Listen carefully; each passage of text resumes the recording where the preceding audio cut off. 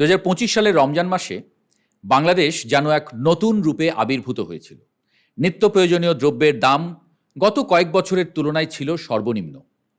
পেঁয়াজ, মরিচ, শাকসবজি সহ প্রায় সব কিছুর দাম ছিল স্থিতিশীল, যা অন্যান্য বছরের এই সময়টাতে সাধারণত বাড়ে। রমজান জুড়ে জনগণ স্বস্তিতে সেহরি ও ইফতার করেছে। লোডশেডিং ছিল না বললেই চলে।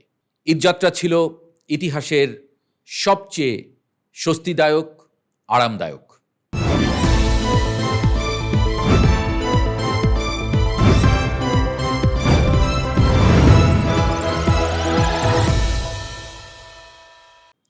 সড়ক মহাসড়কে যানজট ছিল না, ফিরতি পথেও ছিল না ক্লান্তি। মাস দুয়েক আগেও এমনটা অনুমান করা যায়নি। সারা দেশে বিশৃঙ্খল পরিস্থিতি বিরাজমান ছিল। গত 8 মাস ধরেই মানুষ বিরক্ত হওয়াও শুরু করেছিল ইউনূস সরকারের উপর। আগেই ভালো ছিলাম বাক্যটি ফিরতে শুরু করেছিল জোর দিয়ে।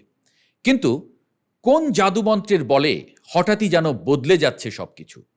নিঃসন্দেহে এই নাটকীয় পরিবর্তনের কেন্দ্রে আছেন ডক্টর মোহাম্মদ ইউনূস। কয়েক মাস আগেও রাজনৈতিকভাবে অনেকটা অনিশ্চয়তায় থাকা এই ব্যক্তিত্ব 8 মাসের মাথায় সমর্থন পাচ্ছেন প্রায় সব পক্ষ থেকেই। দিন যাচ্ছে, ইউনূস সরকারের সমর্থক বাড়ছে হু হু করে। অবস্থা এমন যে আওয়ামী লীগের নেতাকর্মীরাও ইউনূসের প্রশংসা করছেন আওয়ামী লীগ সরকারের সাবেক মন্ত্রীদের বদনাম। এই যেমন ছাত্রলীগের সাবেক ডাকসাইটে নেতা সিদ্দিকী নাজমুল আলম, তিনি বলেছেন, আমাদের সরকারের সময়ের চাইতে এবারের রমজানে তেমন লোডশেডিং হয়নি। তার মানে হলো প্রধানমন্ত্রীর চোখ ফাঁকি দিয়ে বিদ্যুৎ চোর বিপু, তিনি নসরুল হামিদকে উল্লেখ করেছেন, এবং বিদ্যুৎ চোর আমলাদের সমন্বয়ে কৃত্রিম সংকট তৈরি করত। নাগরিক ঐক্যের সভাপতি মাহমুদুর রহমান মান্না বলেছেন, ডক্টর ইউনূস একের পর এক ম্যাজিক দেখাচ্ছেন। তার মধ্যে ক্ষমতার কোনো লোভ নেই, তিনি দেশের জন্য কাজ করতে চান। অর্থাৎ দিন যাচ্ছে, ইউনূস সরকারের গ্রহণযোগ্যতা বিরোধী পক্ষেও বৃদ্ধি পাচ্ছে। এক্ষেত্রে ডক্টর ইউনূস যেন হয়ে উঠেছেন আতশ কাঁচ, যার ভেতর দিয়ে দেখা যাচ্ছে পূর্বের নানা অনিয়মের চিত্র। বিশেষজ্ঞদের মতে একদিকে যেমন সরকারের দুর্নীতিমুক্ত প্রশাসন, তেমনি স্মার্ট ব্যবস্থাপনা এবং বাস্তবভিত্তিক নীতিমালা, এই দুয়ের সম্মিলনে এসেছে এই পরিবর্তন। সম্প্রতি ঢাকায় অনুষ্ঠিত হয়েছে আন্তর্জাতিক বিনিয়োগ সম্মেলন, যেখানে চীন, তুরস্ক, মালয়েশিয়া, এমনকি ইউরোপীয় ইউনিয়নের দেশগুলো থেকেও সক্রিয়ভাবে অংশ নিয়েছেন অংশগ্রহণকারীরা। বিশ্ব অর্থনীতি যখন ধুঁকছে, তখন বাংলাদেশের প্রতি বৈশ্বিক এই আগ্রহ বেশ ইতিবাচক হিসেবে দেখছে দেশের মানুষ। আশিক চৌধুরীরা যেভাবে দেশকে এগিয়ে নিয়ে যাওয়ার কাজটা করছেন, সেটারও প্রতিফলন দেখা যাচ্ছে জনপরিসরে। এসব ঘটনায় মজবুত হচ্ছে ইউনূস সরকারের ভিত, এমনটাই বলছেন রাজনৈতিক বিশ্লেষকরা। এদিকে ভারতের সাথে যত দূরত্ব তৈরি হচ্ছে, চীন যেন সেই শূন্যতা ভরিয়ে দিচ্ছে কয়েক গুণে।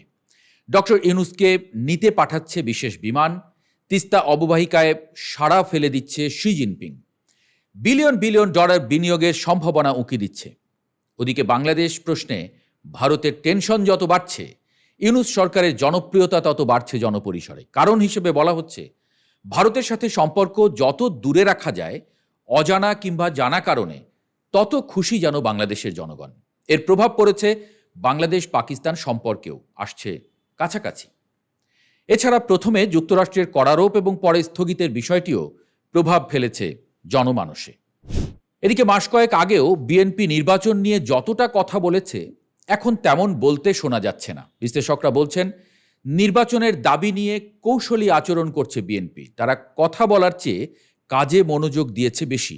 নির্বাচন কবে হবে এ বিষয়ে নিশ্চিত হতে 16 এপ্রিল ডক্টর ইউনূসের সঙ্গে বৈঠকে বসতে যাচ্ছে বিএনপি। এদিকে জামায়াত, এনসিপি সহ বেশ কয়েকটি দল নির্বাচন দেরিতে চাচ্ছে। কেউ কেউ 5 বছর পর্যন্ত দেখতে চাচ্ছেন ডক্টর ইউনূসকে। সার্জিস আলমরা এমন দাবি তুলেছেন প্রকাশ্যে, তবে কেউ কেউ নির্বাচনের পক্ষেও বলছেন। এই যেমন গণ অধিকার পরিষদের সভাপতি নুরুল হক নূর বলেছেন, দেশের রাজনৈতিক দল যখন নির্বাচন চাইবে তখনই নির্বাচন হবে।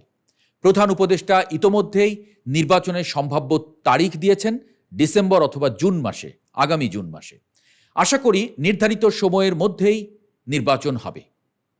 এর মধ্যেই দেশ এবং দেশের বাইরে থেকে ইউনূস সরকার যেমন ইতিবাচক বার্তা পাচ্ছেন, তাতে নির্বাচন আসলে কবে নাগাদ হবে সেটা নিয়ে তৈরি হয়েছে ধোঁয়াশা।